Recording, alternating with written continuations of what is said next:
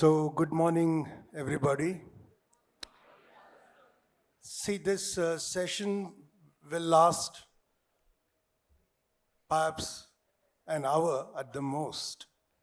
And so, I have requested the panelists that sometimes I may be forced to interrupt just to maintain, this time to be committed to this time limit, and to be able to cover a large number of questions that have come up because of my interaction with them. So I know that this is a session that is concentrating on Karnataka, but the problem of cybercrime is that the criminal or the act need not happen from Karnataka. It can happen from anywhere in the world. When Dr. Alok Mohan, DJ and IGP mentioned that 1 in 4 crimes now being reported in Karnataka are cyber crimes. You see how serious this is, but because this is a global problem and because we are affected, by this global problem, I want to just give a brief context on the global situation. Actually, I'm very shocked. I did this research only because I had to moderate today's session. In May 2017, at a shareholders meeting, Warren Buffett, CEO of Berkshire Hathaway, he said, he made this statement: I'm very pessimistic on weapons of mass destruction generally, though I don't think that nuclear is probably quite as either primarily biological and maybe cyber, he said.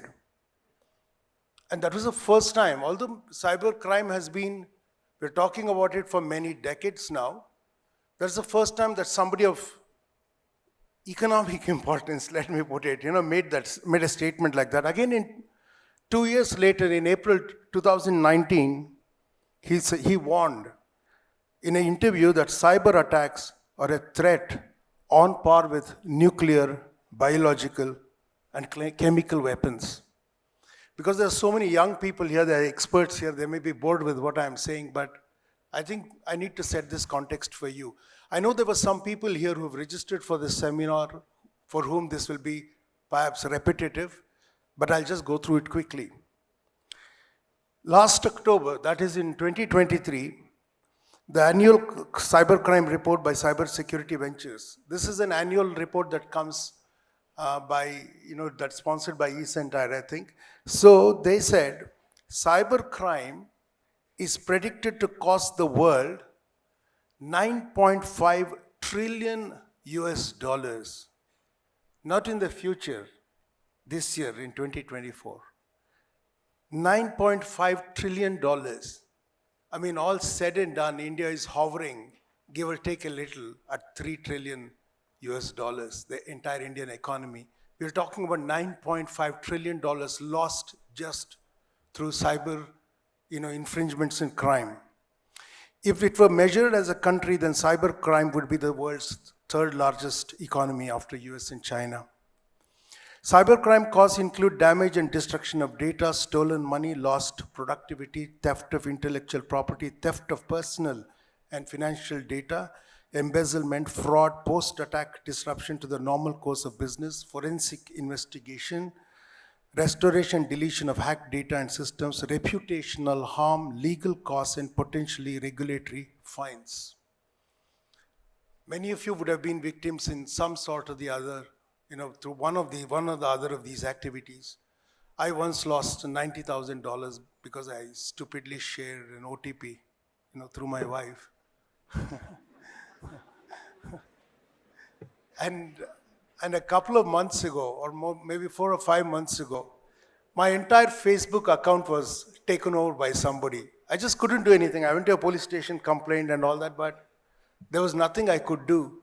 The person who was helping me said, look, we can block this account, but I don't know. I would suggest, sir, you start another Facebook account. I started it and I found that there are, although it's not visible to me, I found that at least there are 2 or 3 more Facebook accounts of mine which I didn't start. Cybersecurity Ventures estimates that 6 billion people were connected to the internet in 2022. See what this means. With roughly 1 million people joining the online world each day, we predict that there will be over 7.5 billion internet users by 2030, or 90% of the human population age 6 or older. Anything with an internet connection and an electronic pulse is at risk of cyber attack. Just think about it. With greater connectivity, with identity theft, what could happen to you all in the future if we don't address this issue? An explosion in mobile, cloud, Internet of Things and remote tools has permanently transformed how consumers and businesses utilize technology. While this has paved the way for innovation, new businesses and closer bonds between business partners around the globe, it has also, unfortunately, dramatically increased the digital attack surface. That means the exposure you have to digital attacks has increased exponentially, and it'll keep growing at that rate. So, welcome to these distinguished panelists. Thank you.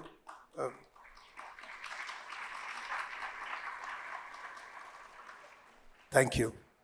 Thank you for giving me the time to make this introduction. So we will start with 2 to 3 minutes each, sir, to respond to this thing in an overall context till we come to particular questions. First, you know.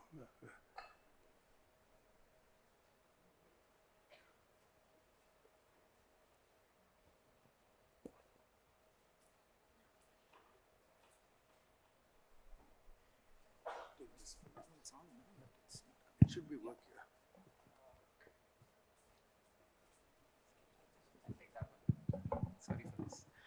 Okay, very good morning to one and all. First of all, I am glad that I was given this opportunity to be present here, and I thank Mr. Belwadi for setting the context of this panel discussion.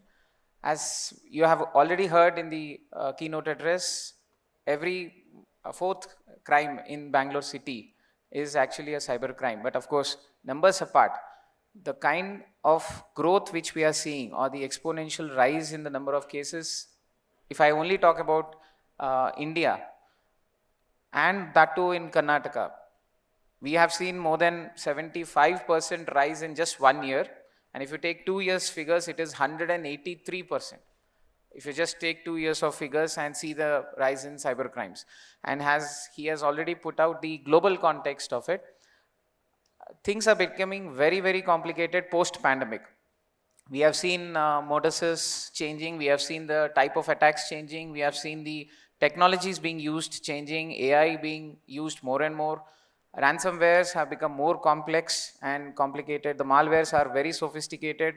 Just recently, a few months ago, we have seen a polymorphic malware which was AI driven, and it can get used to what is happening, and every time it will replicate itself in a different fashion and you will not be able to catch it.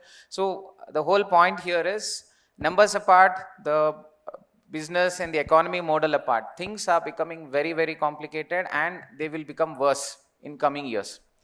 And without your collaboration and without your alertness, these cannot be avoided. And if I can ask around the hall, how many of you have suffered a cyber crime? I am sure most of you would raise hands. If not personally, somebody close to you or a near and dear one at home would have suffered some kind of a cyber fraud. So it is becoming very common. Gone are the days when we see chain snatching, we see murders, all sorts of things which are very difficult to do, which are very difficult to commit.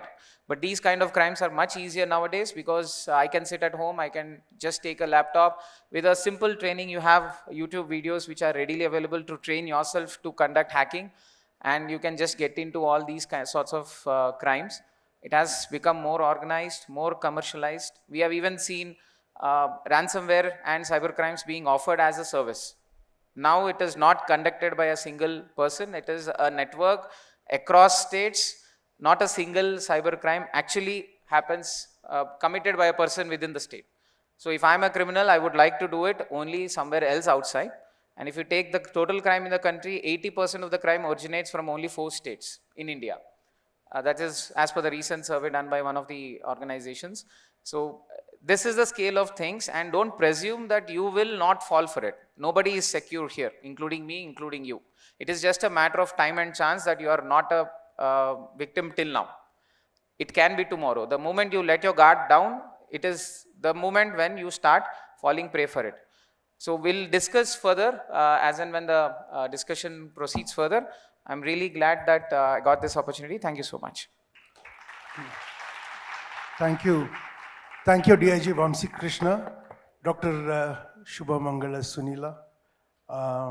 If you could elaborate for 2-3 minutes on preventive aspects and legal remedies possible to victims of, cybercrime.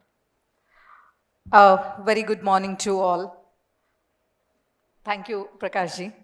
I see a lot of young minds here. Before I could start commenting about the cybercrime and the safety, let me go ahead and throw out some questions first.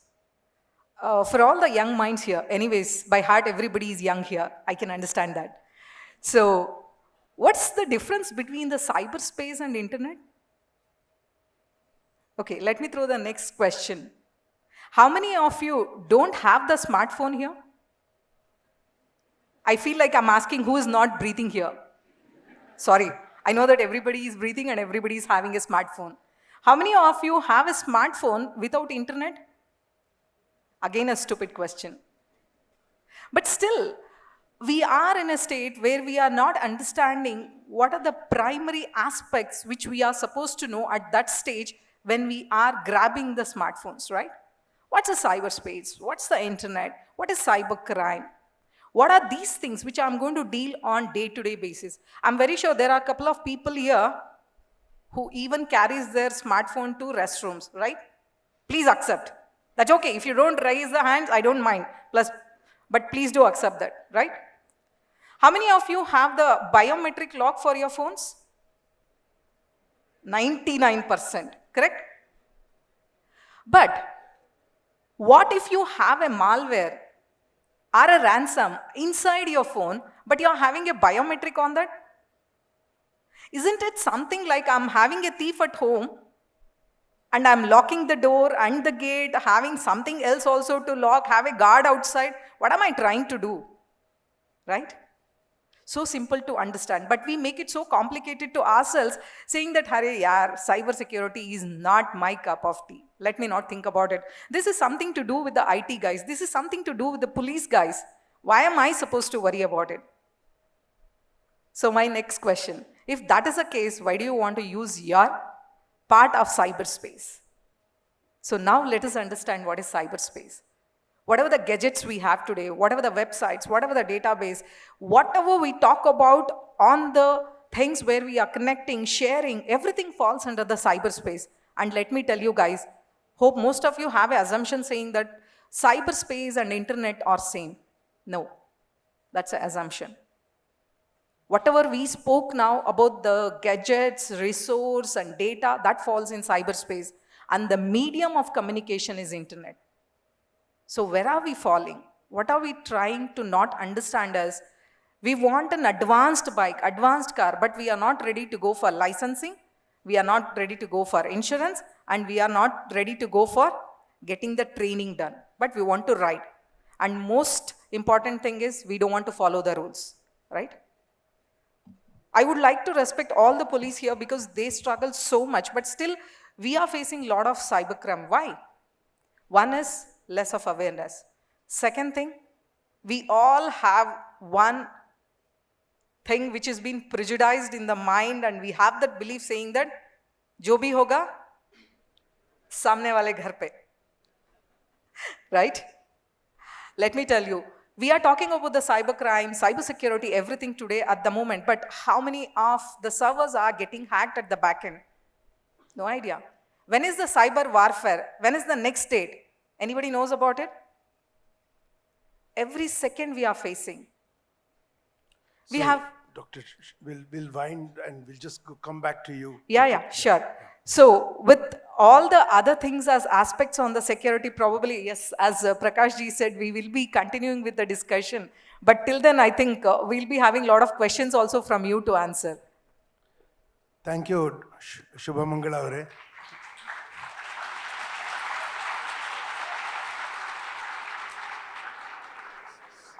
So, Mr. Shashank Shekhar. So good morning and thank you for having me here. And already DG sir has said and Vamsi sir has given us number about the rising cases of cybercrime in Karnataka and Bangalore. But as a researcher who has been following cybercrime for very long, I would like to appreciate Karnataka police, because this also reflects that the number of FIRs they are registering, the number of cases they are solving, the amount of money they are recovering from the cyber criminals. And also, I would like to highlight here that cybercrime per se is not a region-bound or geography-bound crime. This is happening everywhere. As we speak, hundreds of Romanian hospitals are under siege. They are not operating. They are using pencils and pen because ransomware attack is there. US biggest healthcare crisis is going on because United Health is suffering a ransomware attack and entire FBI is worried about it. So similarly, cybercrime is nation problem, and I'm very happy that Indian government and Home Ministry is taking care of it. As a researcher, I also belong to a research firm which is called Future Crime Research Foundation, which along with IIT, we did a survey last year which came out, because since 2020 when pandemic hit us, everybody was forced to go digital, but digital literacy didn't happen. So cybercrime was rising, and we thought of doing this research that what are the categories in which cybercrimes are happening, and what are the region from where these crimes are originating. So we did a open source survey, and it was almost 2 years long survey. Excuse me. I hear murmuring in the hall. It's useless first and it's disrespectful. Please don't do it. Please, thank you. So this 2 years long survey was done, and in which we found that almost 76% is financial fraud. Out of that, 50% is just UPI based, where a cyber criminal used UPI as a platform to siphon off money. UPI is completely safe, but unfortunately people were not aware, they were not digital literate, and so cyber criminal siphoned off money using that platform. And interestingly, 80% of these fake calls, these scam calls were originating from Jamtara, but the biggest hub was Mewat region, which constitute of a border of UP, Rajasthan and Haryana. So it becomes very easy for cyber criminal to buy SIM from one state, call from another, and jurisdiction issues were there. Best part here is that government knows this problem. I foresee, as DG sir mentioned, a joint team of 5,000 police force was made last year, and they raided these 14, 15 villages in Haryana, and they almost arrested over 100 cyber criminals. So I think government is in the right direction. All we need is awareness, and some capacity building. Thank you, Mr. Shekhar. I must tell you that many of the issues that you have touched on, especially Karnataka's pioneering role, has been recognized, and we'll actually come to it later in a later question. So we'll come to that subject. Thank you so much for coming. He has helped me with some of the questions that I had sent. He gave me some supplementary questions as well. So we'll listen to Phaneendar. He's actually an advocate as well. So he'll bring a strong legal perspective on what he's saying. Thank you very much. Namaskara, Bengaluru. Thank you. Thank you. While our DAG sir happened to ask you, have you ever been a victim of cybercrime? And most of you would have felt yes, and most of you would have felt no for that. But what I understand is that you would have been a victim of the cybercrime without knowing that you are actually a victim of it. Okay, so however, the reality is that every device what we use today is highly, probable that it is a victim of any kind of cyber crimes or cyber frauds what we are discussing. One of the most important and the dominant cybercrime these days is also about the phishing attacks taking over the identity of an individual, which you also happen to experience that. And the biggest challenge what the investigation agencies are facing is the non-cooperation of these intermediaries. However, they all, I mean, like the aggregators, social media aggregators, they always feel like their internal policies are always, bigger and very important than the nation's law. So for this, they also had, touched upon the Supreme Court in several instances. And recently, there has been an intermediary guidelines, which has been floated by the Ministry of MIT. And even to compile that, they are actually not, cooperating completely, which is contributing for more and more of number of crimes, number of complaints related to the taking over of the internet accounts and of this nature. However, yesterday there was a news that the TRAI has given a notification to the telecom operators to incorporate the display of the user's name as a caller ID to avoid all this, marketing calls which would lead to some kind of cybercrime. So to compile with that or not, there have been a discussion going on. Rest we will discuss further. Thank you. Thank you. See, the pace of change is so rapid and we cannot catch up. See, one of the things, Dr. Shubhamangala Sunila said was that do we know what we actually download to our systems? There's an implied question there. See, when the Supreme Court rules that privacy, for instance, is an absolute right in some nature, you can make a rule like that, but what you have on your phone, when you download an app, what you sign off means you have no privacy. You're exposed to the service provider or the app maker or even the telephone manufacturer, I'm afraid sometimes, because we saw how the US suffered with Chinese cyber attacks, on the US system for more than 15, 20 years. Have you seen in the last 2 years, especially in the Ukraine-Russia war, some of us who never thought in our lifetime we'll see Europe going to war with itself ever again, you see the shift is to actually machines. All the attacks are now being done by sometimes blind robots. That means like aimless robots. They just go and just hit anything they can find, which are actually drones. They're robots actually. So warfare is going to be conducted with drones in the future. Dr. Geoffrey Hinton, when he left Google, the father of AI, he said he's afraid that AI will destroy the human race. Actually, that's what he said. It sounds exaggerated, but you see, when there's an army, it comes under a unified command system. There's integrity of communication. They're under the hold of some officer and hierarchy. There's a system in place.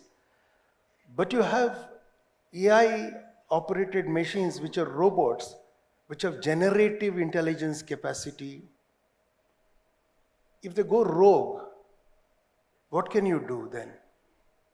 There is a good thing about them. They have no caste, they have no gender identity, they have no problems with anybody, age, nothing, no other identity problem they have. But they can go rogue. And these are serious problems, which is why I think AI and cyber attacks, software 2, Web 3, 6G, maybe 7G in the future, all these things are a problem of the future for you to be really careful about. That's why I'm sorry I intervened in the middle and said, don't murmur. Because, this is not something you'll get in the classroom, because these are emerging problems. These are emerging technologies. So pay attention. It's a privilege to listen to these people, okay? So let's come to the Indian context. There are some numbers for India that I'll read. This will be very short.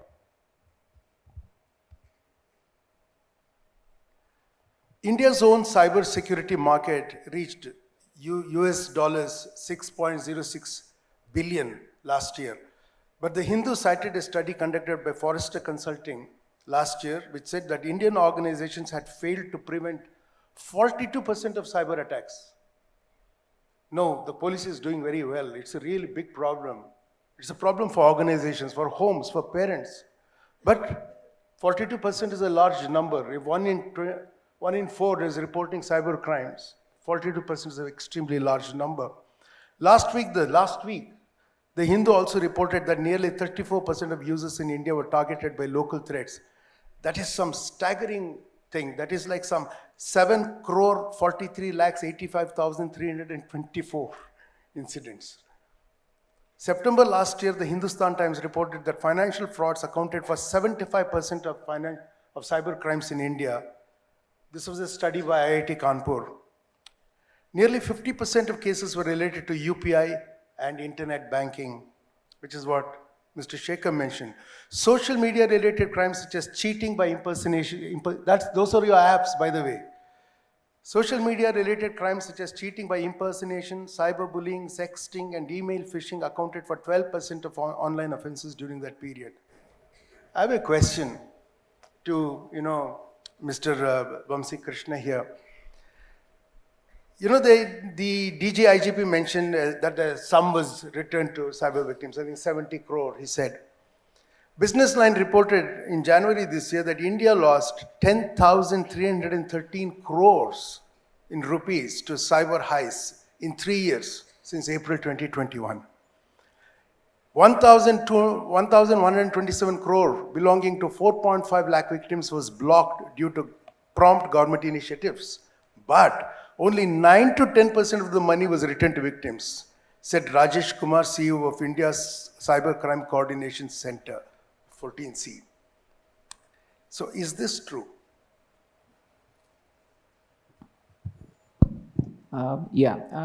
Coming to this point, the 3 years figure which you said is around 10,000. It's actually last calendar year, that is 23 Jan to December, itself is 7,400 crores as per I4C figures, which is MHA. So it's just one calendar year, we lost 7,500 crores. Out of this, the actual figure which was returned is around 12%. That is for the calendar year of 2023. Only 12% could be returned. Now, this is the number of complaints which we got on the portal which is called as National Cybercrime Reporting Portal. The problem here is most of us who suffer cyber fraud, if we lost some little amount, not much, maybe 5,000, 10,000, most of us would not go forward and give a complaint. Few of us might still do it. Many of the people are not even reporting these kind of cases. That is one basic problem which we are facing. So NCRP portal, MHA has come up with a portal called NCRP, National Crime Reporting Portal, Cybercrime Reporting Portal, where go to the portal cybercrime.gov.in, you just log in, give your complaint or call on the national toll-free number which is 1930 and file your complaint. Now this is only for the financial frauds which we are seeing, which is as per their study is around 75 to 80% of the entire cybercrime. Now this portal is actually connected at the back end with 259 odd financial institutions which include bank, payment gateways and all other payment banks also. So when your money is lost, the moment you give a complaint, the complaint is immediately escalated to the concerned financial institute. Both your bank as well as the beneficiary bank, that is the fraudster's bank. So the beneficiary bank's nodal officer looks into the account, the transaction and tries to understand whether it is a fraudulent transaction or not, and then they lien mark this amount, that is they hold the amount in lien. So the money is not transmitted forward. But what we are facing right now, the practical difficulty and why the figure is around 12% and why not it is more. The reason is two simple things. One, the complaint is not given immediately. Like many cases we have seen, for example, the FedEx case and the digital arrest, which most of you might have read in papers, that 8 crores, 9 crores. Yesterday only I have seen in Jaipur, 27 crores was lost by a person. This happens over a period of 1 week, 10 days. It doesn't happen immediately.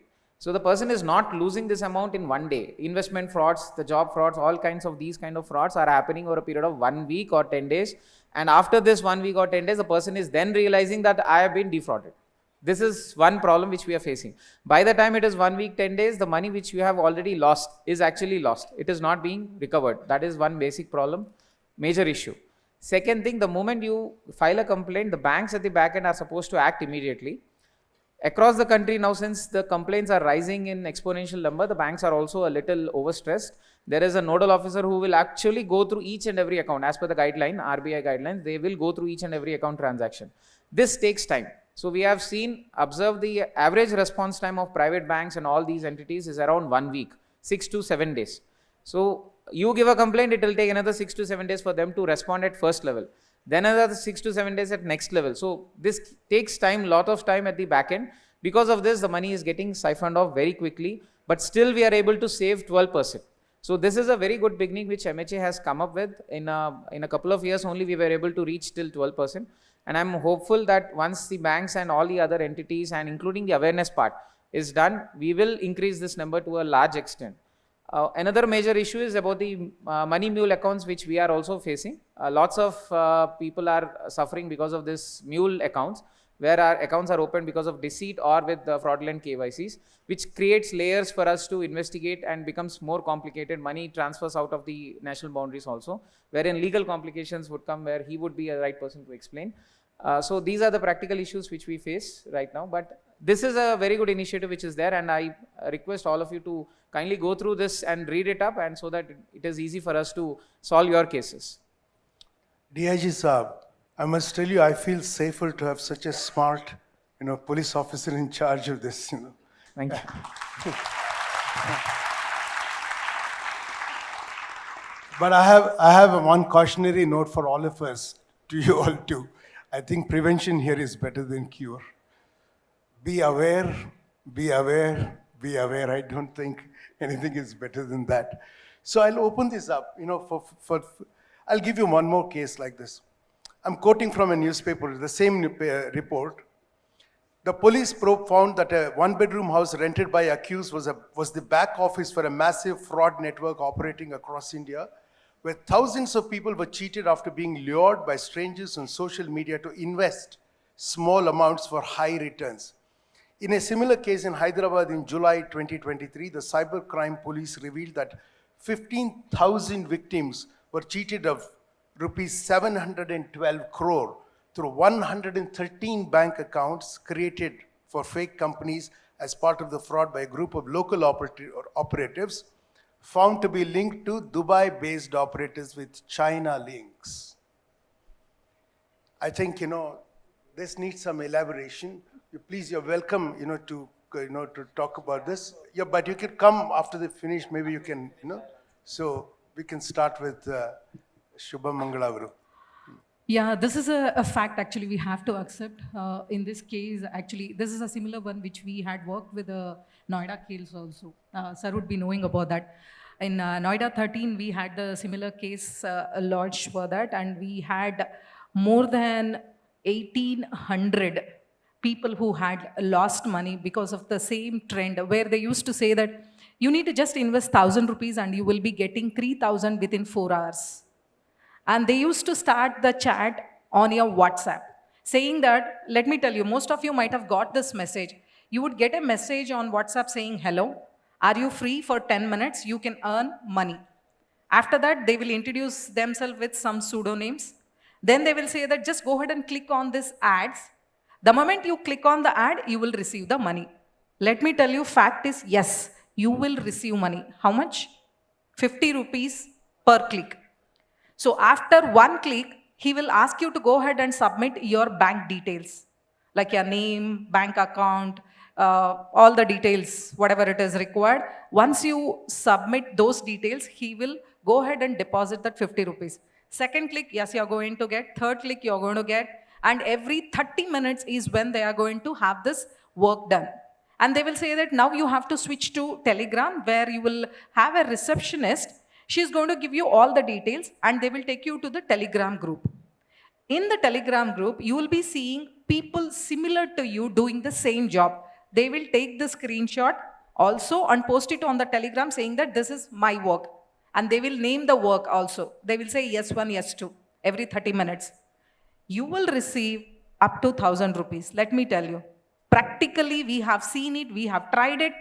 So in the Telegram group, after that, they will give a comment saying that, boss, company is losing money, now you have to start investing. So the deal is very simple. If you invest 1,000 rupees now, I will start giving you more clicks also, and for that 1,000 rupees, I'll pay you 3,000. Let me tell you, you will receive. For that 1,000, you will receive 3,000. What does your mind do now? It will say, why only 1,000? You will start investing more. After 5 lakhs, 6 lakhs, once you are at the stage where you want to get the money back, that is where the game starts. He or she will say that, madam or sir, now to give the money back, this is not the benchmark at which we are going to return the money, so invest 5 lakh more. 5 lakh more. After that, they will say that the account is blocked and the main company is in US. To go ahead and release these things, you have to invest 2 lakhs. So you have already invested 10 lakhs, now 2 lakhs more.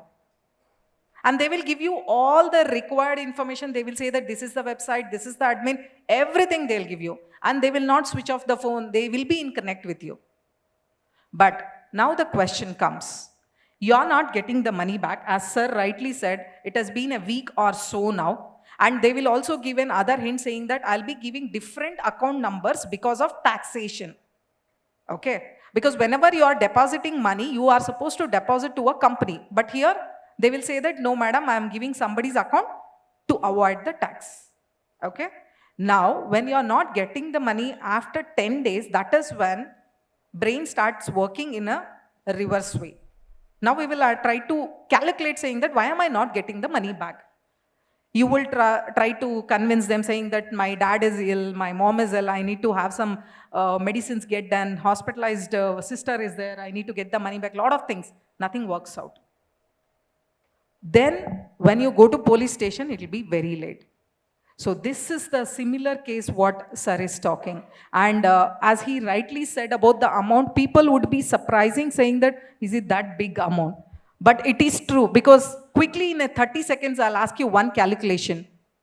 How many Kannadigas we are there in Karnataka? 7 crores, right? What if a criminal takes 1 rupee per account? Who's going to complain? The question is at you. Thank you. I'll just add one more case here. In September 2023, in a similar investigation, the Bengaluru cybercrime police had found a similar racket involving an MBA graduate. Why do I mention this? Because, when I want to be successful means actually I want to make money quickly. That's what it seems now. Especially this is the message that young people are getting. To become young and to be successful when you're young is to make money when you're young. So you can use your knowledge, higher quality training, actually to become a white collar criminal. This is a real problem, I think, also for the police. So, and a software engineer operating out of it in a rented house under the guise of a nameless private enterprise. This is precisely the kind of racket that they would do, right? So I just thought I will add to that. Sir, as far as our investigation shows, this is just a tip of iceberg. It's a national security issue, proper national security, because it's a multi-million money which is being drained from India every day. And there are operatives in China, we have evidences for that, Dubai, as you said. So in the names of quick loans, investment, work from home, bitcoins, stock trading, so they will just change the name, they will create a new platform or app, they'll siphon off the money. So to tell the audience how this scam works, all the scammer need is a fake bank account and a fake mobile number. So to do this, they hire mules in India. Across India, their agents go to different states. They go to farmers, laborers, students, and they ask, we will give you commission. All you have to do is work for us. You park, money will come to your account, and it will then further go to the company's account. And against this, you will get a commission. So CloudSEK has done this investigation, which we have shared with RBI, and we are going to launch it today, that how Chinese operatives are, running on the back end. They have an Android app, which is completely automated. So these money mules are hired, and as soon they're hired, they're given then some name or the token ID, and then the entire money laundering process is also automated. So every day these people are draining money from India, and the 5,000 rupees or few thousand rupees which we are losing, it's a loss to the nation, loss to the economy. So I think everybody have to be very serious about it, and immediately as soon this is reported, and if you know somebody, you have to report it to police, and 1930 is the number. You should save it on your mobile. As soon you hear any kind of cybercrime happening, you have to go and report there. Thank you. You know, we have 15 minutes. I think we should give them some time to ask 1 or 2 questions. So be ready with a very smart question, not now. After he finishes, then we'll have, DIG Vamsi Krishna having the last say, and then we'll open it for a couple of questions. Hopefully from young people. See, I'm going to complicate it because these are some questions that you sent me, but I put it together as 3 little things to add to what has already been said. The first is about a legal jurisdictional framework, which you mentioned. What are the challenges? Example, the size of the cybercrime economy, at the rate at which it is growing, the number of cases registered against actual conviction, which is something that you mentioned. I think very, very crucial. The other one is that, globally there's a job here for young people. Globally, there's a shortage this year of 3.5 million, people, in cybersecurity area. So what is the case for India? I know that, Dr. Alok Mohan mentioned that 31,000 personnel, jurisdictional and police personnel have been educated, and 50,000 more will be. But is that enough, for the size of the crime that's happening? And the last thing I'm asking is, given the growing spectrum of cyber crimes, I'll mention some, violation of data privacy, darknet and deepfakes, the ease of operating, these crime rackets, and with greater digital inclusion, which is a national goal.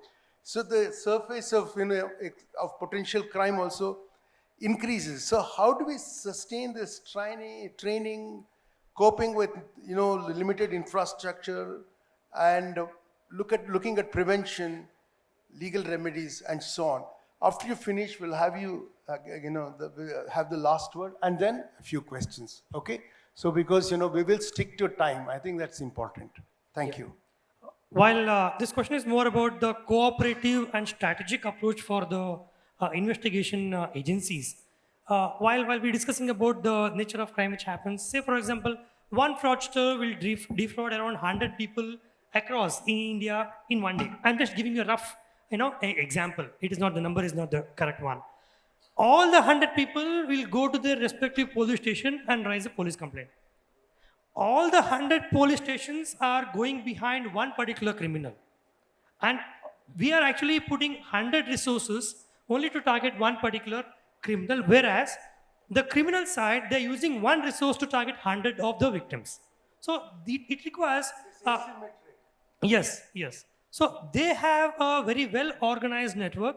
And while the jurisdictional issues, what you just raised, the transactions which happens from the fraudster side, if you look at the IPs, if you look at the mobile numbers, which are virtual numbers basically, and if you look at the IPs, those IPs are mapping towards those countries to which Indian law jurisdiction is not just easy to go there. We don't have an extradition treaty for these white collar criminals.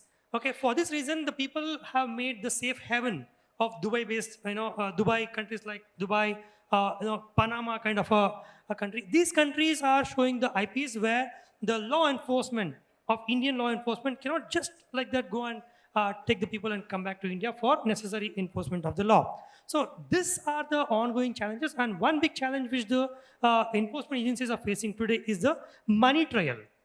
The amount comes to the account, okay, in less than 30 minutes, that particular amount is distributed to 100 different accounts.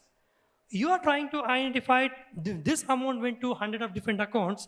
You need to understand if this target amount, which landed in the particular account, is it a victim or a fraudster? That is like, it is very dicey to look into, because people who are getting into this kind of frauds, they're getting the money. I had involved in some kind of, getting this 150 rupees. I gave the account number in which I got the money. Unfortunately, the account number was Pradhan Mantri National Relief Fund. Without even verifying the account number, they have deposited the amount into the Pradhan Mantri National Relief Fund. Unfortunately, for all the participants here, as a caution notice, even if you are getting any money from unknown person on this, to every one of those whom you transfer the money, you are putting that person into trouble.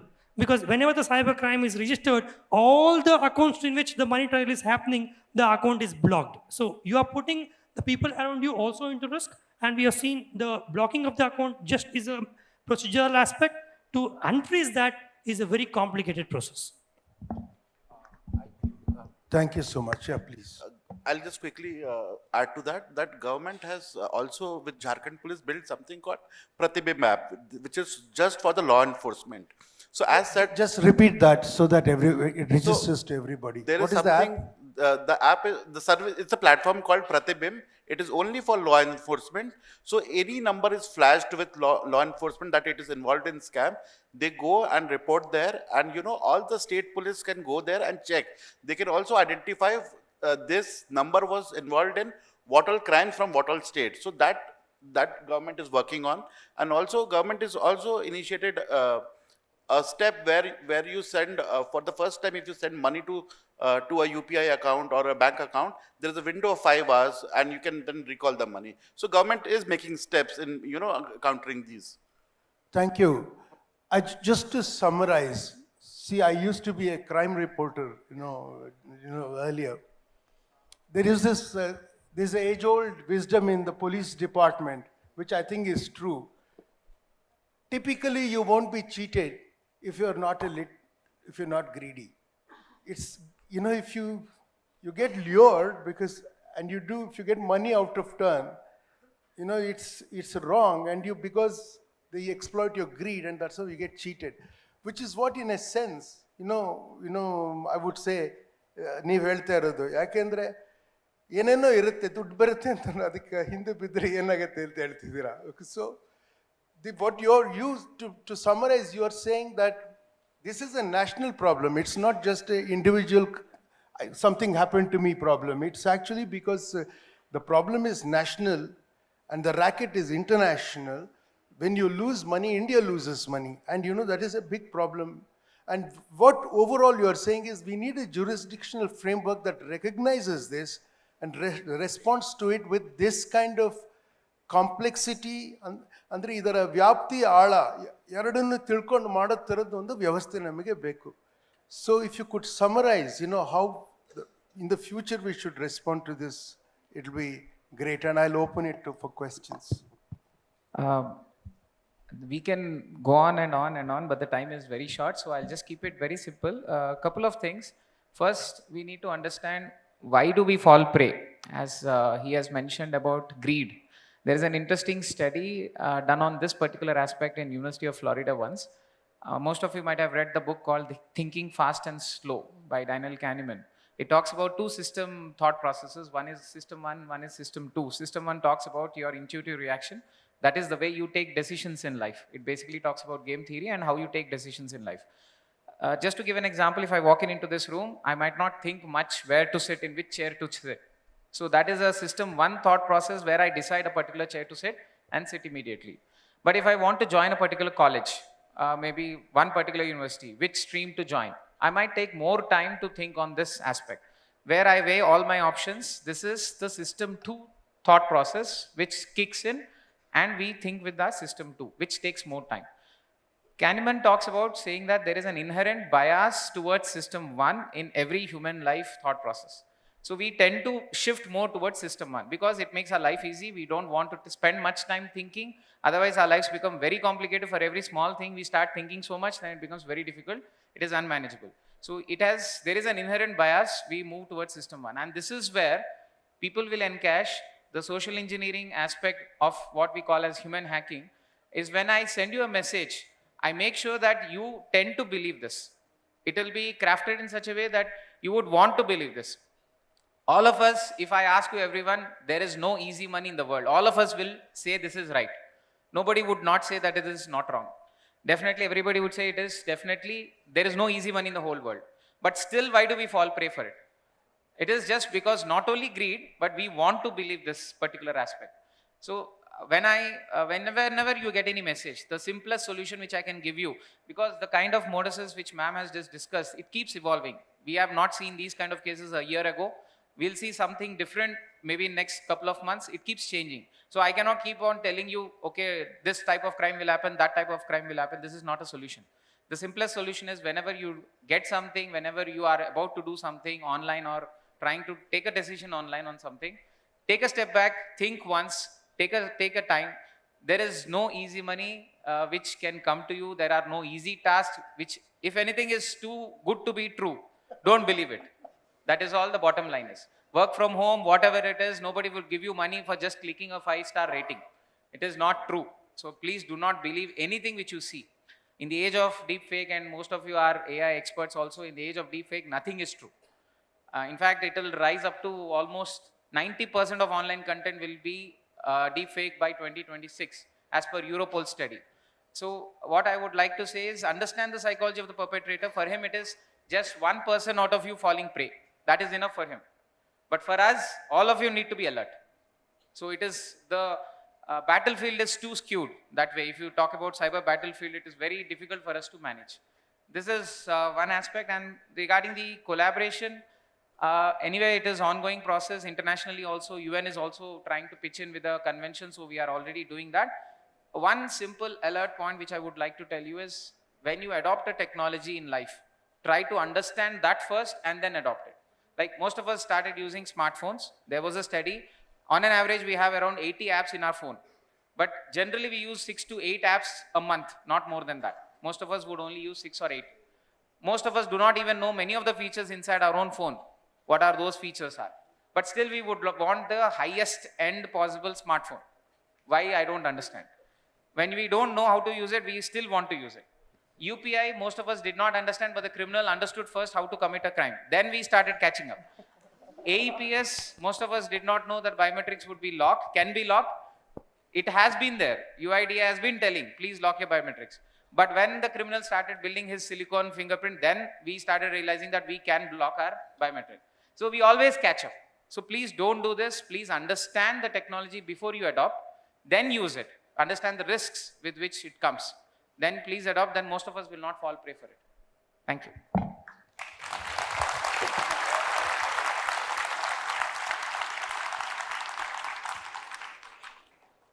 Okay, we'll do questions. You know, being a moderator is a very unpleasant job because you can't be nice to everybody. Almost to nobody you can be nice, I think. There'll be 3 questions only. Who said 4? Okay, there'll be 3 questions, I'm saying. You cannot ask anybody in particular, anyone can answer.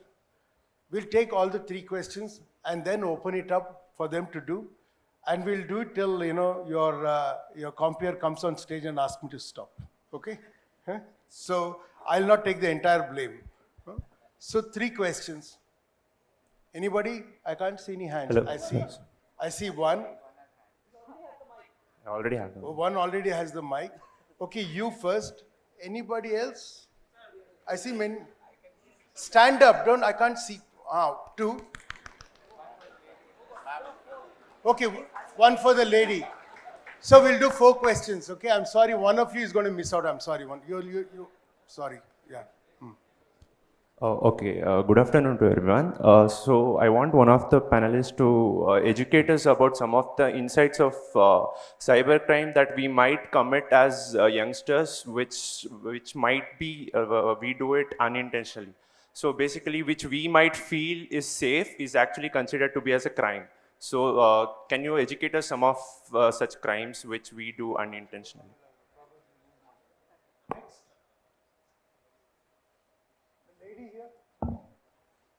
Your question? Somebody there at the back is standing still. Yeah, good afternoon, everyone. This is open to all members of the panel. I believe that research goes a long way in combating any such crime, especially cybercrime. And in the field of cyber forensic and cybersecurity, I believe there's a huge scope for research.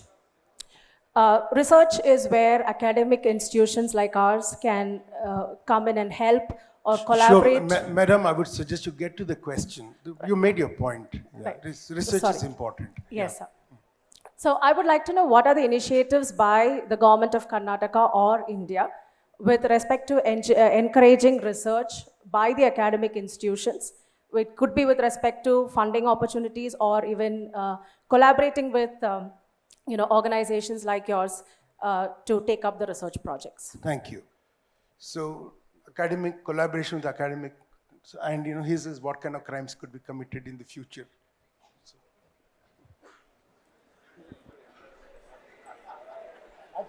Actually, I told him before.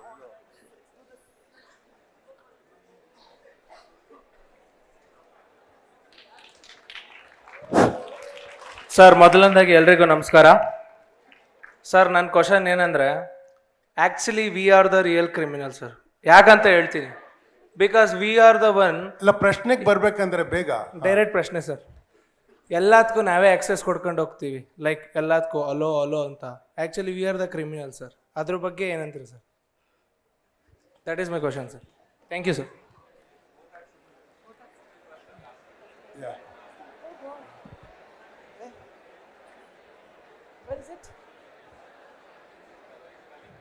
Okay, both questions will take, because this question is the same thing as the first one. So,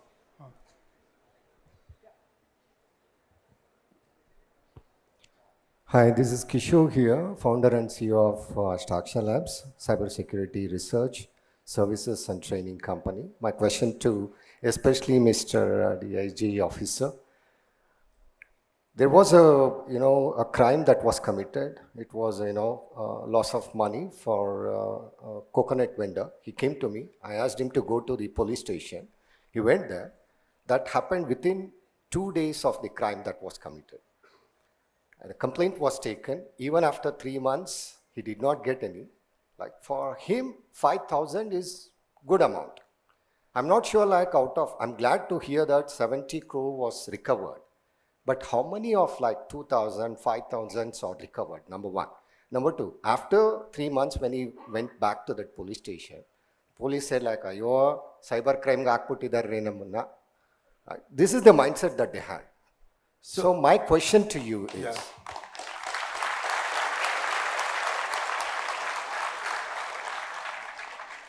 number one, awareness programs. Number two, how are you going to combat this?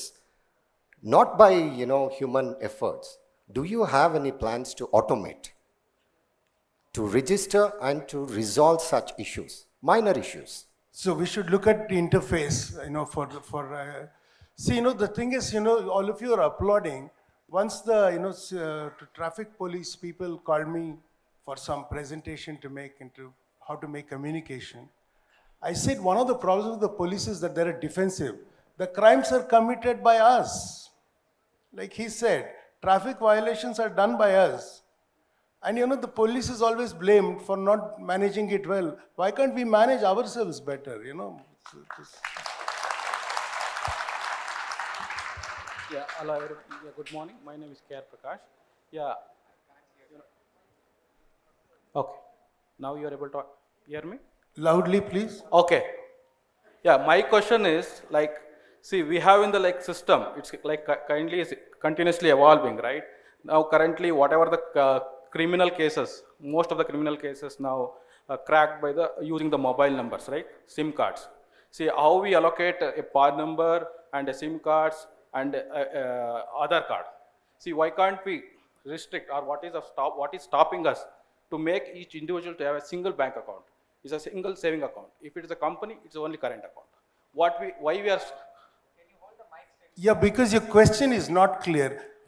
ಒಂದೆರಡು ವಾಕ್ಯದಲ್ಲಿ ಹೇಳಿ ಏನು ಪ್ರಶ್ನೆ ಅಂತ. Okay, my question was why can't we have a single account number for each individual? Okay. So I think if ನೀವು ಶುರು ಮಾಡಿದ್ರೆ ಇಬ್ಬರು ಕೇಳಿದ್ರೆ. I have two guys asking the similar question, so I would love to answer it. But before that, do you want me to answer in Kannada or English? Because I had the question in Kannada and English both. Kannada. Okay. ನಮ್ಮಿಂದ ಏನು ತಪ್ಪಾಗತ್ತೆ, ನಾವು ಅಪರಾಧಿಗಳು ಆಗ್ತೀವ ಅಥವಾ ನಮ್ಮಿಂದ ಅಪರಾಧ ಆಗುತ್ತಾ? ಪ್ರಶ್ನೆನಲ್ಲಿ ಇದು ಎರಡೂ ಇತ್ತು. ಲೆಟ್ ಮಿ ಟೆಲ್ ಯು, ನಾವು ಫೋನನ್ನು ಉಪಯೋಗಿಸ್ತೀವಿ, ಇಂಟರ್ನೆಟ್ಟನ್ನು ಉಪಯೋಗಿಸ್ತೀವಿ, ಸೈಬರ್ ಸ್ಪೇಸಲ್ಲಿ ನಮ್ಮ ಜೀವನವನ್ನು ಕಳೀತಾ ಇದ್ದೀವಿ. ಎಷ್ಟರ ಮಟ್ಟಿಗೆ ತಿಳ್ಕೊಂಡಿದ್ದೀವಿ ಇದ್ರ ಬಗ್ಗೆ ನಾನು ಮೊದಲೇ ಕೇಳಿದ್ದೆ ನಿಮಗೆ. ನಾವೇನೂ ತಿಳ್ಕೊಂಡೇ ಇಲ್ಲ. ಆಸ್ ಹಿ ರೈಟ್ಲಿ ಸೆಡ್, ಅಪ್ಲಿಕೇಶನ್ಸ್ಗಳನ್ನ ಡೌನ್ಲೋಡ್ ಮಾಡ್ಕೊಳ್ತೀರಾ, ಅದರಲ್ಲಿ ಓಕೆ ಅನ್ನೋದು ಕ್ಲಿಕ್ ಮಾಡೋದನ್ನ ನೀವೆಲ್ಲ ಮಾಡೇ ಮಾಡ್ತೀರಾ. Fine. I have another question here. ಆ ಡೆವಲಪರ್ಸ್ ಯಾರು ಅಂತ ಯಾವತ್ತಾದರೂ ನೋಡಿದ್ದೀರಾ ನೀವು? ಆ ಡೆವಲಪರ್ಸ್ಗೆ ಯಾರು ಪರ್ಮಿಷನ್ ಕೊಟ್ಟಿದ್ದಾರೆ, ಲೈಸೆನ್ಸ್ ಇದೆಯಾ ಅವ್ರಿಗೆ, ನಮ್ಮ ಕಂಟ್ರಿದ ಅದು ಅಂತ ಯಾವತ್ತಾದರೂ ನೋಡಿದ್ದೀರಾ? ಇಲ್ಲ. ವಾಟ್ಸ್ಆ್ಯಪ್ ಇದೆ, ಫೇಸ್ಬುಕ್ ಇದೆ. ವಾಟ್ಸ್ಆ್ಯಪಲ್ಲಿ ಏನು ಹೇಳ್ತಾರೆ? End to end encryption, correct? End to end encryption. But how about both the ends? That's not secured. ಅಪರಾಧ ನಮ್ಮಿಂದ ಹೇಗೆ ಆಗುತ್ತೆ ಅಂತಂದರೆ, ಮೊದಲನೇದು ನಮಗೆ ಪೂರ್ತಿಯಾಗಿ ಈ ಸೈಬರ್ ಪ್ರಪಂಚದ ಬಗ್ಗೆ ಗೊತ್ತಿಲ್ದಿರ ನಾವು ನಡೆಸುವಂತಹ ನಮ್ಮ ವಹಿವಾಟುಗಳು ಮೊದಲನೆಯದು ಅಲ್ವಾ? ನಮಗೆ ಒಂದು ಮೆಸೇಜ್ ಬಂದಿರುತ್ತೆ, ಒಂದು ಲಿಂಕು, ಇದನ್ನು ಕ್ಲಿಕ್ ಮಾಡಿದ ತಕ್ಷಣ ನಿಮ್ಮ ಬ್ಯಾಂಕಿನ ಅಕೌಂಟಿಂದ ಏನಿದೆ ಅದು KYC ಅಪ್ಡೇಟ್ ಆಗುತ್ತೆ. ನಾನು ಅದ್ರ ಬಗ್ಗೆ ತಿಳ್ಕೊತೀನೋ ಇಲ್ವೋ, ನಾನೇನು ಮಾಡ್ತೀನಿ, ನನ್ನ ಫ್ರೆಂಡ್ಸ್ಗೆಲ್ಲ ಫಾರ್ವರ್ಡ್ ಮಾಡ್ತೀನಿ. ಅದು ನಿಜಾನ ಸುಳ್ಳ ನನಗೆ ಗೊತ್ತಿಲ್ಲ, ಆದರೆ ನನ್ನ ಇಂಟೆನ್ಷನ್ ಏನು, ನನ್ನ ಫ್ರೆಂಡ್ಗೂ ಒಳ್ಳೇದಾಗಲಿ. ಬಟ್ ನಾನೇನು ಮಾಡ್ತಾ ಇದ್ದೀನಿ, ಅಪರಾಧ ಮಾಡೋದಕ್ಕೆ ದಾರಿ ನಾನು ಮಾಡಿಕೊಡ್ತಾ ಇದ್ದೀನಿ, ಅಂದರೆ ಫಾರ್ವರ್ಡಿಂಗ್ ಮೆಸೇಜಸ್. ಎರಡನೇದು, ಎಲ್ಲೋ ಏನೋ ಗಲಾಟೆ ನಡೀತು, ಅಲ್ಲಿ ಯಾರೋ ಹೊಡೆದ್ರಂತೆ, ಬೆಂಕಿ ಹಚ್ಚಿದ್ರಂತೆ. ಆ ನ್ಯೂಸ್ ನೋಡಿದ ತಕ್ಷಣ ಫೇಸ್ಬುಕ್ಕಲ್ಲಿ ಈ ಕಡೆ ಇನ್ಸ್ಟಾಗ್ರಾಮಿಗೆ ಪಕ್ಕದಲ್ಲಿ ನಿಮ್ಮದು ಒಂದು ಹಾಕ್ಕೊಂಡು ಫಾರ್ವರ್ಡ್ ಮಾಡ್ತೀರಾ. ನಿಮಗೆ ಗೊತ್ತಾ ಅಲ್ಲಿ ನಡೀತಾ ಅಂತ? ಇದು ದೇಶದ್ರೋಹ ಅಲ್ವಾ? ಇದ್ರ ಬಗ್ಗೆ ನಾನು ಕೂಲಂಕುಷವಾಗಿ ಇನ್ನೊಂದು ಇನ್ಸಿಡೆಂಟೇ ಹೇಳಲ್ಲ. ಪಾಕಿಸ್ತಾನಕ್ಕೆ ನಮ್ಮ ಒಬ್ಬ ಸೈನಿಕ ಹೋಗಿ ಬಿದ್ದ. ಯಾರವನು? ಸಾರಿ, ಅವ್ರ ಬಗ್ಗೆ ನಾವು ಎಷ್ಟು ಜನ ಫೇಸ್ಬುಕ್ಕಲ್ಲಿ ಹಾಕಿದ್ವಿ ವಿಷಯಗಳನ್ನ. ಅವರು ತಮಿಳ್ನಾಡವರು, ಅವರು ಈ ಕ್ರಾಸಲ್ಲಿದ್ದಾರೆ, ಅವ್ರ ಹೆಂಡತಿ ಫೋಟೋ ಇದು, ಅವ್ರ ಮಗನ ಫೋಟೋ ಇದು, ಅವ್ರ ತಾಯಿ ಇವರು, ಅವ್ರ ತಂದೆ ಇವರು, ಅವರು ಈ ಸ್ಕೂಲಲ್ಲಿ ಹೋದ್ರು. ಇದೆಲ್ಲ ಬೇಕಿತ್ತಾ? ಯಾಕೆ ಪಾಕಿಸ್ತಾನಕ್ಕೆ ರವಾನೆ ಮಾಡಿಬಿಡ್ಬೋದಾಗಿತ್ತಲ್ಲ ಡೈರೆಕ್ಟಾಗಿ ಇಮೇಲ್ ಮಾಡಿ. ನಾವು ದೇಶದ್ರೋಹಿಗಳ ಅಥವಾ ದೇಶ ಪ್ರೇಮಿಗಳ? ನಮ್ಮ ಅಪರಾಧ ಬರೀ ನಮ್ಮ ಪರ್ಸನಲ್ ಇನ್ಸಿಡೆಂಟ್ ಇನ್ನೊಬ್ಬ ಮನುಷ್ಯನಿಗೆ ಮಾಡ್ತಿಲ್ಲ, ನಾವು ದೇಶನೂ ನಾವು ಮುಂದೆ ಇಡ್ತಾ ಇದ್ದೀವಿ. ಹೇಗೆ? ಹೀಗೆಲ್ಲ ಮಾಡಿ. ಲೆಟ್ ಮಿ ಟೆಲ್ ಯು, ಈ ಅಂತರ್ಜಾಲ ಅನ್ನೋದಕ್ಕೆ ಬ್ಯಾರಿಯರ್ಸ್ ಇಲ್ಲ. We don't have any barrier for internet. We can communicate, we can see the world on the other side also. But let me tell you, ನಮ್ಮ ದೇಶನ ನಾವು ಪ್ರೊಜೆಕ್ಟ್ ಹೇಗೆ ಮಾಡ್ತಾ ಇದ್ದೀವಿ ಅನ್ನೋದ್ರ ಬಗ್ಗೆ ಸ್ವಲ್ಪನಾದರೂ ಪರಿಜ್ಞಾನ ಇರಬೇಕು. ಅಪರಾಧ ಅನ್ನೋದು ಬರೀ ನಾವು ಇನ್ನೊಬ್ಬರಿಗೆ, ನಮ್ಮ ದೇಶದವ್ರಿಗೆ ಮಾಡಿದಾಗ ಆಗೋದಲ್ಲ, ನಮ್ಮ ದೇಶಕ್ಕೆ ಮಾಡಿದಾಗ ಅಲ್ವಾ? ತಾಯಿ 9 ತಿಂಗಳು ಹೆತ್ತಿರ್ತಾಳೆ, ನಮ್ಮ ಜೊತೆಗಿರ್ತಾಳೆ, ಅಂದರೆ ನಮ್ಮನ್ನು ಹೊಟ್ಟೆನಲ್ಲಿ ಇಟ್ಕೊಂಡಿರ್ತಾಳೆ. ಆದರೆ ಈ ಮಾತೆ ನಮ್ಮನ್ನು ಸಾಯೋ ತನಕ ಇಟ್ಕೊತಾಳೆ. ಅವಳಿಗೆ ನಾವು ಮಾಡಬೇಕಾಗಿರೋದು ಸಾಕಷ್ಟಿದೆ. ದಯವಿಟ್ಟು ಈ ಸೋಷಿಯಲ್ ನೆಟ್ವರ್ಕ್ಗಳಲ್ಲಿ ನಮ್ಮ ದೇಶದ ಇನ್ಫಾರ್ಮೇಷನ್ಗಳನ್ನು ಹಾಕೋದಕ್ಕಿಂತ ಮುಂಚೆ, ಎಲ್ಲೋ ನಡೆದಂತಹ ಗಲಭೆಗಳನ್ನು ಮುಂದಕ್ಕೆ ನೀವು ಫಾರ್ವರ್ಡ್ ಮಾಡಿ ಸಾಗಿಸೋದಕ್ಕಿಂತ ಮುಂಚೆ ನಿಮಗೆ ಅದ್ರ ಬಗ್ಗೆ ಗೊತ್ತಾ? ಸರ್ ಆಗಲೇ ಹೇಳ್ದಂಗೆ, ಸರ್ ಎಡಿಟರ್ ಆಗಿದ್ರು, ರಿಪೋರ್ಟರ್ ಆಗಿದ್ರು, ಅವ್ರಿಗೆ ವಿಷಯ ಗೊತ್ತಿದ್ದು ಅದನ್ನು ಕೂಲಂಕುಷವಾದ ಮೇಲೆ ಪರಿಶೀಲಿಸಿದ ಮೇಲೆ ಅದನ್ನು ಮುಂದಕ್ಕೆ ತೊಗೊಂಡು ಹೋಗಿ ಬರೀತಿದ್ರು. ನಮ್ಮ ಬರವಣಿಗೆ ಹೇಗಿರುತ್ತೆ? ಮೊನ್ನೆ ಆ ಕಾಲೇಜಲ್ಲಿ ಹಿಂಗಾಯ್ತಂತೆ, ಆ ಹುಡುಗ ಹಿಂಗೆ ಮಾಡದ್ನಂತೆ. ನಿಮಗೆ ಗೊತ್ತಾ ನ್ಯೂಸು? ನೀವು ಎಡಿಟರಾ? ನೀವು ಅಲ್ಲಿದ್ರಾ? ಇಲ್ಲ. ಒಬ್ಬರ ಬಗ್ಗೆ ಕೆಟ್ಟದಾಗಿ ಬರೆಯೋದಕ್ಕಿಂತ ಮುಂಚೆ ನಮ್ಗೆ ಅದ್ರ ಬಗ್ಗೆ ಗೊತ್ತಾ? ಫಾರ್ವರ್ಡ್ ಮಾಡೋದಕ್ಕಿಂತ ಮುಂಚೆ ನಮ್ಗೆ ಅದು ಗೊತ್ತಾ? ನಮ್ಮ ದೇಶದ ಬಗ್ಗೆ ನಾನು ಏನಾದರೂ ಹಾಕ್ತೀನಿ ಅಂದರೆ ನನಗೆಷ್ಟು ಯೋಗ್ಯತೆ ಇದೆ ಅದನ್ನು ನಾನು ಬೇರೆ ದೇಶಕ್ಕೂ ತೋರಿಸ್ಕೊಡೋದಕ್ಕೆ. ಇದನ್ನೆಲ್ಲ ಯೋಚನೆ ಮಾಡಬೇಕು. ಅಪರಾಧ ಅಂದರೆ ಚಿಕ್ಕದು ದೊಡ್ಡದು ಅಂತಲ್ಲ, ನಾವು ಮಾಡ್ತಾ ಇರೋದು ಎಲ್ಲಿ ಹುಟ್ಟಾಕ್ತಾ ಇದೀವಿ ಅಂತ. ಯಾಕೆಂದರೆ ನಾನು ಒಂದು ವಿಷಯನ ಹಾಕಿದ್ರೆ ಅದನ್ನು ನಂಬೋರು ಎಷ್ಟೋ ಜನ ಇದ್ದಾರೆ. ಬೇಡ, ಇದನ್ನು ನಾವು ಹೇಗೆ ಸುರಕ್ಷಿತವಾಗಿ ಉಪಯೋಗಿಸ್ಬೇಕು ಅನ್ನೋದ್ರ ಬಗ್ಗೆ ನೋಡೋಣ. ದೇಶ ಕಾಪಾಡೋದು ನಮ್ಮ ಕೈನಲ್ಲಿದೆ. Thank you. Just to add on. Can I quickly add something to, although I don't know Kannada, but the first question he asked. So boys' locker room was the class, because a lot of youngsters are sitting here. So something like boys' locker room happened in Delhi, where, you know, a group of youngsters created WhatsApp group and Instagram group where they shared pictures of girls, and they body shamed them, and all kind of obscene messages were there. So any kind of prank, creating impersonating somebody on social media, these are all not so cool. These are all crime. So in case if you spot something like this, you should immediately report. And I can also see lots of ethical hacker techies here. So when you're learning skills, you tend to deface a site or find a vulnerability and misuse it. Please don't do that, because that's again a crime. If you have found something, be socially responsible and report to the organization. So be responsible with technologies. Phaneendar ji, I wanted to ask you this, in the light of what is said. See, the problem with social media, internet connectivity and so on, is that a qualitative crime is sometimes way bigger than the quantitative crime. In the old world, in the traditional world, a quantitative crime, a physical happening, was considered the big crime. But actually, the potential to do great harm is now there in the qualitative crime. Which is, for instance, a deep fake, identity theft, So recently, there was an international police who arrested a group of people for a virtual gang rape. Okay, the victim, was playing a simulation game, and in that game, the people happened to rape a character, and the gamer who was playing that game had the same emotional impact as that would happen for a physical rape victim. So for this, I think it's a French police, if I'm not wrong. So Metaverse platform. So they are now probing the case for a rape case. Okay. However, to extend the answer for the question which was asked, as youngsters, what are the usual tasks which we involve and which would amount to crime? First is the cyberbullying, WhatsApp messages, which Shashank also happened to mention that. Second thing is for those who travel in the public transport, the shoulder surfing. What is the other person doing next to me? You usually look into their mobile phones. That is one thing. And these are the very regular thing which would happen apart from your social media and other known crimes.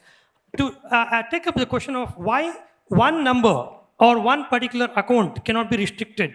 Okay, for this, I would like to display the image which was pending. In any target, in any sales, the sales and the compliance are two different extremes for any organization. So also, it is a matter of law as well, which we cannot restrict one entity for this one. And whatever you could see on the screen, dear participants, can you take a guess what this gadget is? It's a SIM card docking station, which is used by the typical call center jobs. And we should know, today the organized crimes runs as organized call centers. And if the number from which they call you, if you just happen to block that number, all they have to do is to replace one particular SIM card in this. If you also understand how many SIM cards are logged on to this, you understand there is a racket which supplies only the SIM card, only the mobile phones. These are all some known facts. Okay, but we cannot restrict one entity, one particular account number or any such access numbers, because we have right to life and liberty. So for this reason, which cannot be restricted for one person to one thing, but we require some kind of compliances and strict legal procedures, and including to restrict procurement of these gadgets. These are networking gadgets. So we don't have data where who bought this, who is the rightful owner of these kind of things, and what is going in, what is going out. We need to have some research analytics which would actually help the investigation process. Would you settle down, please? We are finishing. So we'll have the last word from DIG Vamsi Krishna. One part of it has been answered, I think, on this thing. But this question on whether we can have better coordination between this investigation and jurisdictional teams and academia for research, I think it's a valid, important question. A couple of things. The first question was on without knowing we committing crimes. As they have already added, I'll just add a couple of things to that list. One is sextortion. You might end up getting a video call from an unknown source, either in Instagram, WhatsApp, Telegram, whatever is the source. When you get an unknown video call, I would suggest not answer it first. If you happen to answer it by mistake and something happens of this sort where it is video recorded and or the other person is found in a compromising position, don't feel afraid to come and file a complaint. That is the most important thing. Please file a complaint. Don't keep it to yourself. There is nothing wrong which you have done. It is the other person who is doing it. So you're not committing a crime. Please come forward and give a complaint. The second one is the muling part. Most of you might fall for these kind of offers of investment and other things where you tend to unknowingly be part of your account being used for laundering money. if your account is used for laundering money, you are liable to be prosecuted under PMLA Act.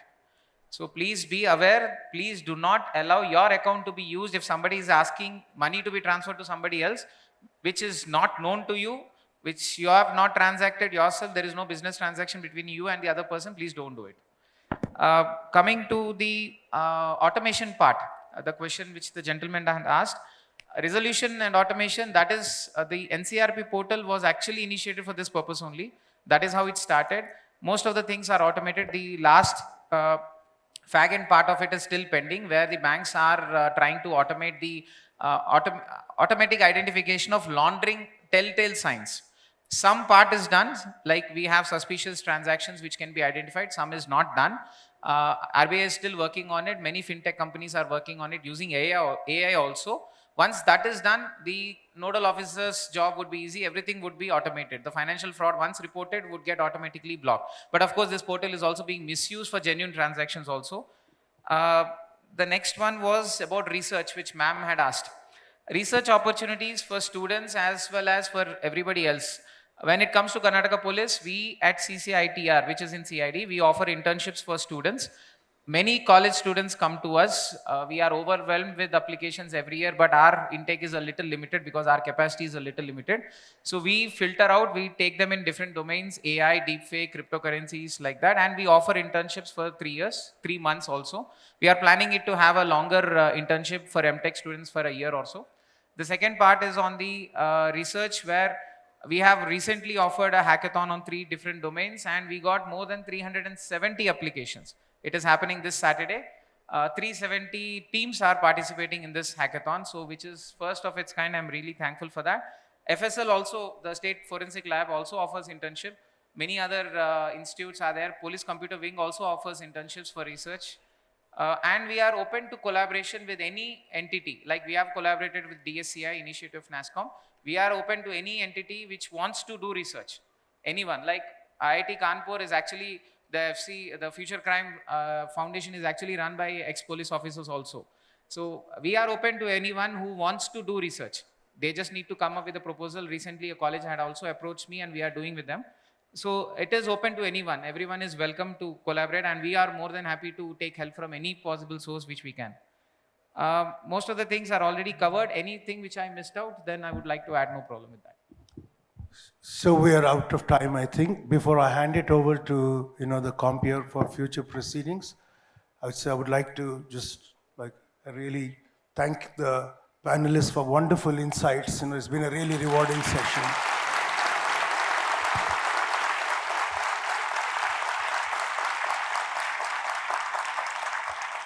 Thank you. That felt generous and heartfelt. Thank you, NewsFirst and other presenters and partners who have made this conference possible. And you guys have been a great audience. Thank you so much.